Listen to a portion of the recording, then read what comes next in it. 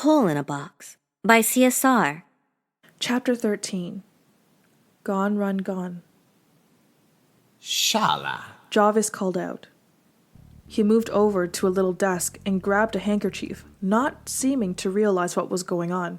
I'm going back to Homins to talk to Marla. He continued, as he grabbed a dark blue top hat that matched his outfit. I just talked to Kristen, and he said... Jarvis stood dead still as he saw Marla in the room. Marla?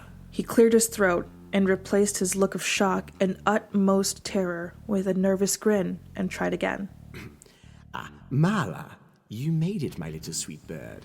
His grin seemed to waver and didn't quite look right on his face. Well, yes. Fowler said in a pompous way. Because I was able to tempt her to come with me. Unlike you.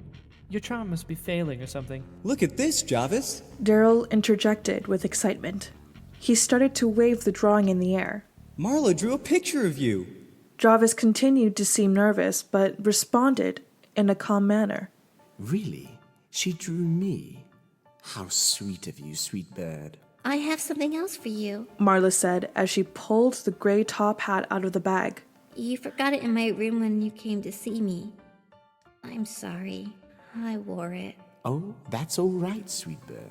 Jarvis glided over to Marla and took both the drawing and the hat. I should be thanking you for bringing it back to me. I was worried I might not be able to wear that outfit again without the top hat. I wanted to. Marla started to hesitantly say. Yes? I wanted. She paused again. Go on, sweet bird. Marla sighed and got the courage she needed to speak. I wanted to say goodbye. Goodbye, sweet bird? Yes. She let out another breath. I know that the portal is closing and I might not be able to see you again. But I might have a chance to be adopted.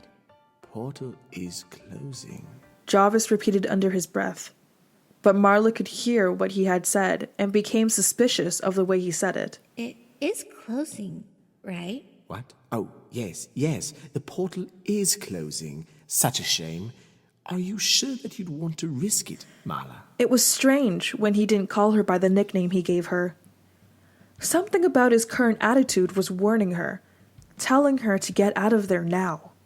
He was obviously acting like he wanted her to stay, but he seemed to really want otherwise.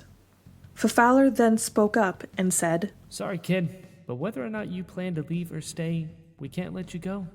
There's no leaving for you anymore. Marla looked back at Fowler, who had an annoyed grin on his face. She looked back at Jarvis, whose grin remained, but his eyes looked defeated. She looked around the room to see everyone else's faces. Daryl and Charla didn't hide their guilt, but Malcolm looked as if he couldn't care less. Marla looked back at Fowler and questioned, What do you mean by that? Does that have something to do with the portal closing? Screw the portal, kid. We aren't letting you leave. Under her breath, Charla whispered an apology. Malcolm moved into position, ready to grab Marla. Suddenly, the room was filled with a high-pitched shriek. It wasn't anyone in the room causing it, because the noise was disabling everyone, especially Charla, who had the keenest sense of hearing, including Marla. As the noise started to quiet, a very tall woman, but not taller than the wind, burst into the room while growling fiercely. She had scaly green skin and wavy blonde hair that covered all of her face except for one purple eye glowing through. She seemed to have a hunchback and a lizard-like tail. She had 12 fingers and 12 toes altogether, as well as spikes coming out of her heels. She wore a long white dress that had slits running up to her hips on either side. She shrieked again and ran towards Marla, pushing people out of her way with her claws. When the woman got to Marla, she picked her up and turned around. Malcolm tried to stop her, but got pushed back with her tail. The woman dashed out of the cottage with serpent-like agility.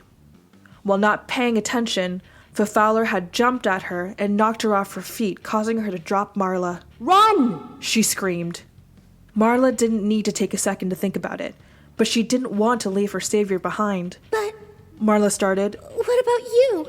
I'll be fine. Just go. I'll catch up. So Marla dashed off and tried to remember the exact way out of the black depths. She tried running and running, ignoring all that passed, until she finally reached the outskirts of the Orm city. Marla stopped where she was at and tried to catch her breath. Marla? Called out a familiar voice. Marla turned her head to see Lewin running for her. Are you all right? Marla was still huffing and trying to let air into her lungs. Did Darlene help you get back here? Marla felt a little foolish for not realizing that the woman who saved her was Darlene at first. But it started to make sense to her. Marla nodded her head. Did you find Javis? Marla fell silent. She wasn't sure if she should answer. He was there, wasn't he? Did they try to attack you? Before Marla could make an attempt to answer, the voice of Darlene calling out her name got her attention. She was running toward them with her arms outstretched toward Marla. Darlene! Marla cried out. She was worried that she might not have been able to escape, but Darlene seemed to make it out without a scratch. The tall woman was about to hug Marla, but stopped herself and said, You're not hurt, are you? No, I'm fine. Thank you for coming for me. They weren't going to let me go.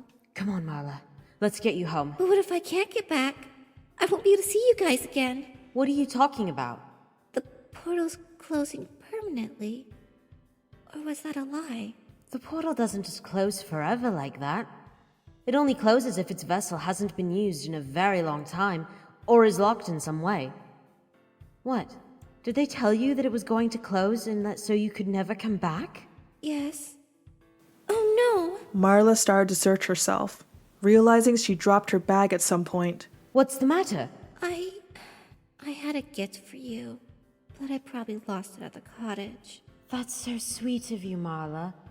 You didn't have to bring me a gift. But it was my way of saying thank you for being there for me when I was upset. Marla started to tear up. You can just tell me you're thankful. But It's the thought that counts. What was the gift? I drew a picture of our meeting. I didn't really get to see what you looked like. Darlene seemed very reluctant to touch or even get too close to her, but it seemed like she finally gave in and placed one of her claws on Marla's shoulders. We need to get you back to Hommins. Lewin and I will try to make sure no one comes after you, but you should probably stay there until one of the two of us comes for you.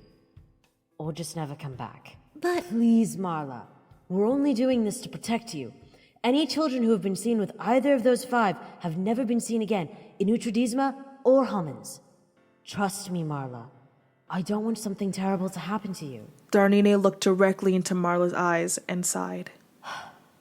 How about we stop by my cabin for some tea first?